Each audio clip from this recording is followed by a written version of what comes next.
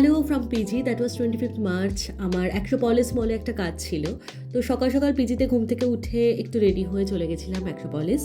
তো কাজটা কমপ্লিট হতে হতে যেহেতু 2-2:30 বেজে যায়, তো লাঞ্চটা আমি অ্যাক্রোপলিসেই করতে হয়।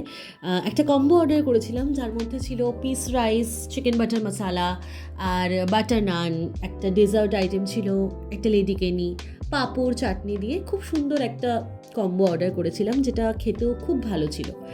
তো অ্যাক্রোপলিস থেকে বেরিয়ে আমি চলে আসি সিসি ওয়ানে। চিলিজ বলে একটা বার রয়েছে, যেটা আমার ভীষণ ফেভারিট। এখানে আমি আগেও এসেছি, বাট এবার একটা জিনিস ট্রাই করলাম। আমার ফেভারিট হচ্ছে ব্রাউনি। তো এখানে আমি ব্রাউনি সানডে অর্ডার দিয়েছিলাম, যেটা অসাধারণ ছিল।